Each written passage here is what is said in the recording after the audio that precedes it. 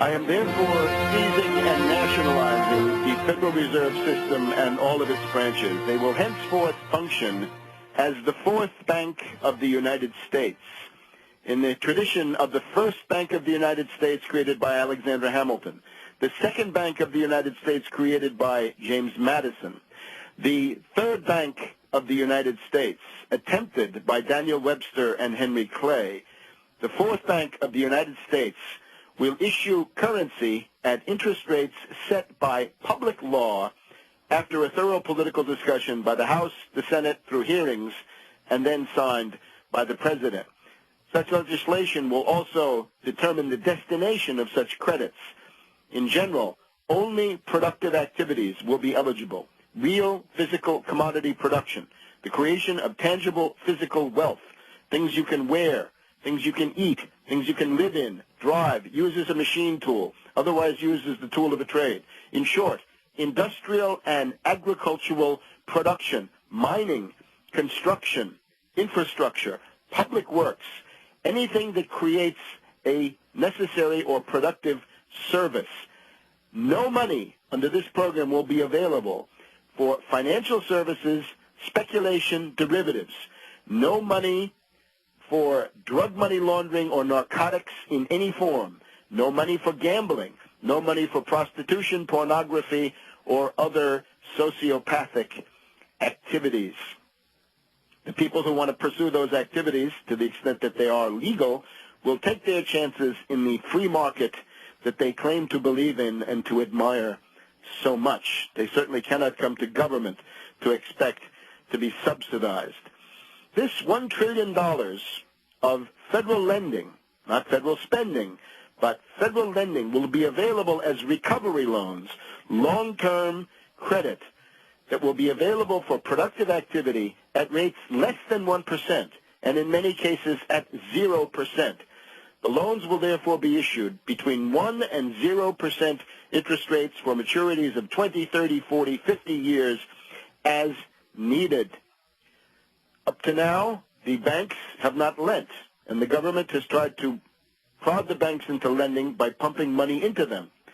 And the banks have not begun to lend, as we can see from the crisis of the Detroit auto industry. Therefore, let's face the reality. If you want loans to be issued, if you want credit to be available, then pass the legislation, make the credit available. If you want lending, then get the lending going.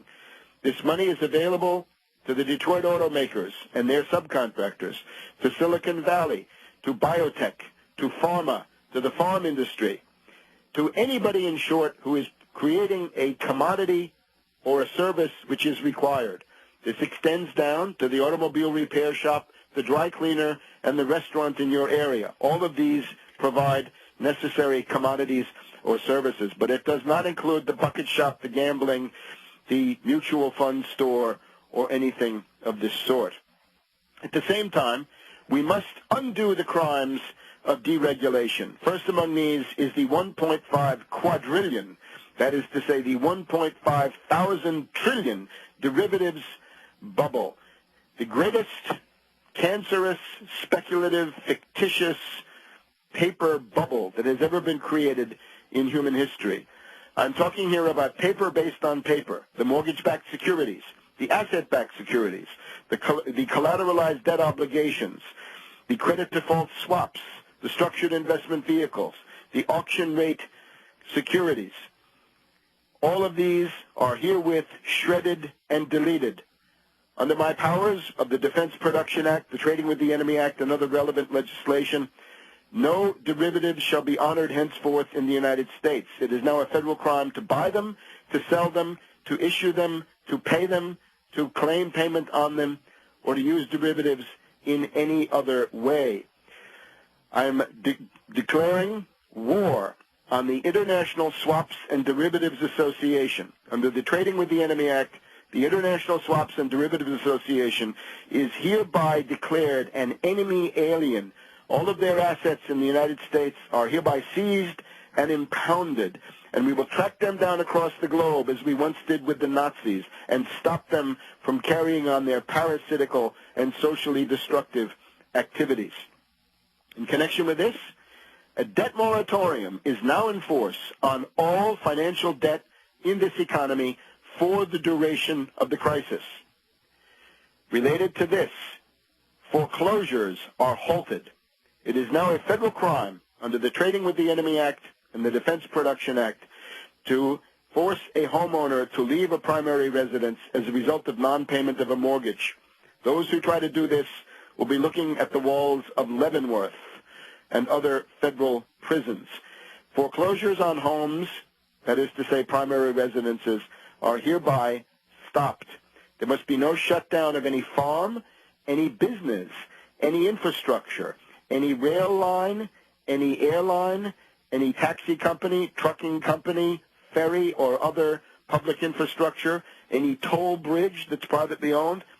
None of these can be shut down. And above all, no business which is engaged in productive activity or providing a socially necessary service can be shut down. Foreclosures have ceased for the duration of the crisis. This twin protection of a debt moratorium and a ban on foreclosures will stop the threatened thermodynamic death or irreversible breakdown crisis of this economy. Adjustable rate mortgages are now illegal. They never should have been allowed. This was an unforgivable lapse of regulatory oversight. Adjustable rate mortgages are now unenforceable. Similarly, any contract inside the United States that refers to London Interbank Offered Rate, LIBOR, a foreign financial speculative index beyond the regulatory purview of the United States, all of those contracts are now declared unenforceable, null and void.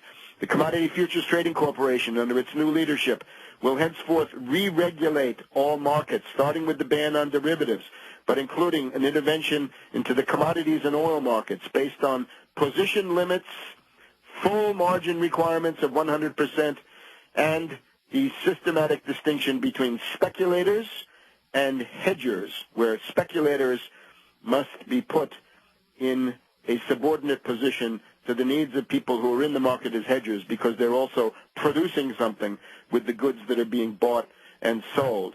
I've ordered the new head of the Securities and Exchange Commission to end the practice of naked shorting, to reinstitute the uptick rule, and in general, we have now reinstituted the Glass-Steagall Act, according to which it is illegal to combine an investment bank and a bank in the same company. That is to say, the stock jobbing aspect and the depository commercial or savings bank aspect are now separated, as they were to such good intent from the 1930s into the 1990s. The abolition of the Glass-Steagall Act, one of the critical pieces of human folly that have led us to this terrible situation. So re-regulation is in force on all of those fronts.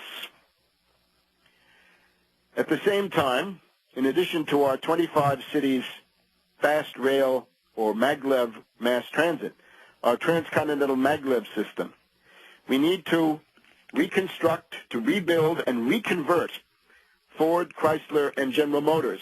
These three companies are hereby nationalized, and they will be run not under the purview of accountants, Wall Street hedge fund managers, or other experts in speculative paper transactions. They will be put under competent industrial engineers, and they will be retooled to build tractors, mass transit equipment, the nuclear reactors that we will be installing in many parts of the country, and equipment for the permanent colonization and exploration of space, starting with the moon and Mars. These measures, too, are in the great American tradition. The Transcontinental Railroad of Abraham Lincoln and Justin Morrill was a key part of the economy in the period of the Civil War and thereafter. The Tennessee Valley Authority of Franklin D. Roosevelt, a key means of the economic modernization of the New South. The Manhattan Project, unlocking the secrets of the atom. The National Aeronautics and Space Administration, putting men on the moon for the first time. We will now build on this heritage as part of our economic recovery program.